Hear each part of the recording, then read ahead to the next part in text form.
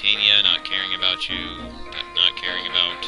Okay, so it looks like the only ones I'm going to be doing here is probably Oscar and Mist, because usually when I have Mist and Rolf together at the same time, usually. So let's go talk with Oscar real quick and see what we can learn about him. Hey Oscar, what's up? How's it going, Ike? Hey Oscar, so I wonder, what are you worried about, Ike? Come on, Ike, spit it out. And of course, Oscar, being a very friendly guy, and with a friendly face, he asks if he can help out. Oh, really? That's a good question, Ike, because we do have a chapter coming up where we're going to have to fight them seriously. Crap.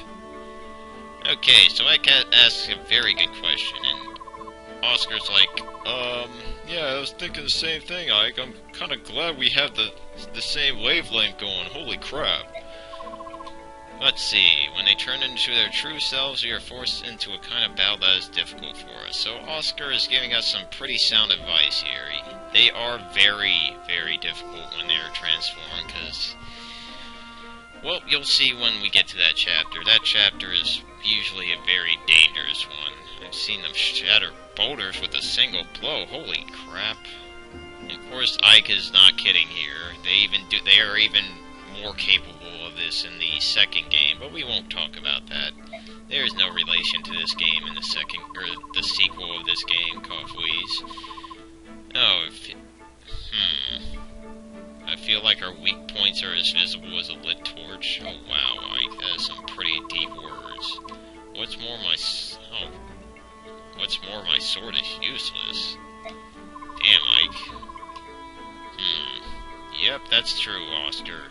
So Oscar gives us some pretty sound advice. Oscar should probably let Ike know that, you know, if you have someone with a certain bow, they kind of die, Cough-Wheeze Rolf. But Ike's like, yeah, that's a great idea, Oscar. Thanks a lot, buddy.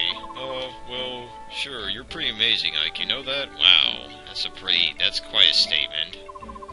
Hey, come on now, you're a guy with all the experience and talent. Now they're complimenting each other, like, no, I insist, you're greater than me, Ike. No, Oscar, you're awesome, man. It's like, so basically we're gonna have people respecting each other. And Oscar brings up important facts. Yeah, you're the son of Commander Grail. You have natural talent. It's kind of been handed down to you, sir. And Ike's like, wow, thank you, buddy. Alright, so that was a pretty cool conversation. Learning more about Ike and Oscar's wavelengths. Certainly seem to think alike, which is pretty awesome. Now we're going to have Mist talk to Rolf. The kitty's talking... You know, it's kind of funny, though, how quaint this chapter is, where Ike and Oscar talk to each other, and now Rolf and Mist talk to each other. So siblings talking with other siblings. Awesome. Oh, what's up, Miss? What you gotta say to Rolf? Yeah, I guess she might be. You've been mean to talk to you. Uh-oh. Yeah, that was just very recently, Miss. You know that, right? So basically, you pretty much will be able to have this conversation right off the bat. Yeah, that is kind of surprising. Oh, come on, Miss. You aren't that... I don't know if you've been that lucky. You had Ike, like, backing you up big time. What? Oh, wow. Really? You almost shot Boyd in the ass. No wonder he probably wanted to kill people. It's like, God damn it, my freaking brother almost shot me in the ass. And, of course, Miss is like, oh, wow. Giving him a smacking, you say? I'm sure that he would done more than that. Oh boy. You heard yelling, screaming, oh wow. Mist, it sounds like you should maybe try to stay in the back, like in the back lines pretty much, because I feel like you might, like, faint and get in trouble. Of course, Rolf's like, no, I wasn't scared. I was a brave lad, even though I cried back in chapter 2 or 3, whatever that chapter was. Yeah, you were almost hitting them. Well, you did a good job. You just weren't hitting them for damage, Rolf. What the hell? And then Mist brings up a good point. You were even a little scared? Oh, wow. Oh, don't be like blood hungry now, Rolf. We don't need you killing things. And then Rolf's like, yeah, I'm gonna kill things now. Yay, see you later, Mist. He's like, oh god, Rolf. I wanted to hit on you some more. Okay, so we now got through the support conversations, and now we're going to info, and holy crap, there's a ton of it. Shit. Got a merchant, let's talk with the merchant guy. Hey, merchant, what's up? Hey there, traveler, do you have everything you need? Yeah, I think so, I got everything. If you stop by my humble shop, you'll find the best deals in town. What do you say, interested? And Ike's like, yeah, that sounds great. Listen, can I ask you a question? What's that question? No problem, you can ask me anything. Especially if it's about my low prices. What do the townspeople think of Dian? Oh, wow, I just, like, threw that out there. It's like, yeah, what do you think about Dian? You know they're coming, right? You think anyone might want to leave this place? Flee? Don't be absurd. Oh, goodness. But Crimea lost the war. Yeah, I know. And honestly, that doesn't affect us common folk, you know? The truth is, we don't care who sits on the throne. To us, they're all just faceless beings who grew on from high. If they tried to raise taxes or something, you believe we'd protest, but otherwise... I mean, take the King of Dian, he's just another man, right? If we keep working, he can keep living the high life. Yeah. You know what's funny about that? Last time I checked, the king was a very murdering, rampaging fool that wanted to start wars and kill many people along the way. So, think about that for just a moment. So it's not like he's going to treat us poorly or anything. You'd be surprised. As long as we can live our lives and have a little happiness, we are going to worry about all too much. We aren't going to worry about all too much. Oh, but if we were invaded by Gallia, well, that's a different story altogether. If our country had been overrun by those savage beasts, who knows what could happen? Now that scares me. And Ike's like, yeah, fuck you, buddy. I'm done talking. What the? Hey, wait, come back. What about my low prices? Now, what was that all about? Your voice might have been doing it. Other things, I don't know. Oh, what the fuck is up with you? Pardon me, buddy. Haven't seen you around town before. You traveling mercenary? Yeah, kinda. And of course, Ike's like, yeah, you look very suspicious with those big lips and scary haircut, and yeah. So this guy obviously might have some importance with the 3 stars and whatnot. Oh, really? Okay. What's the proposition, buddy? Let's see. I run a vigilante group. Okay. Ike's got his own words, but thanks for the offer. I'm glad that you... Yeah, see, Ike's very thankful, but like he says, more important things like saving the world from evil tyranny. Yep, that's true. Maybe. Cautious to the end. Okay, what's this thing you want me to have, buddy? Special sword. Okay, well, yeah. And Ike's like, what, really? You're giving me swords without even knowing who the hell I am? Or there's one condition. Oh, okay, well, I guess maybe I can do that. I could reconsider this vigilante position, and Ike's like, understood. Thanks again for the blaze. Like, yeah, I'll take it, leave, never come back.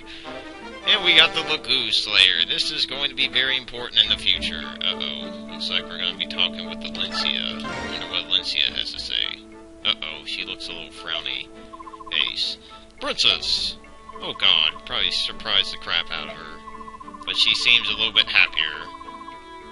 Yeah, that's a good question, Ike. You were looking at the town.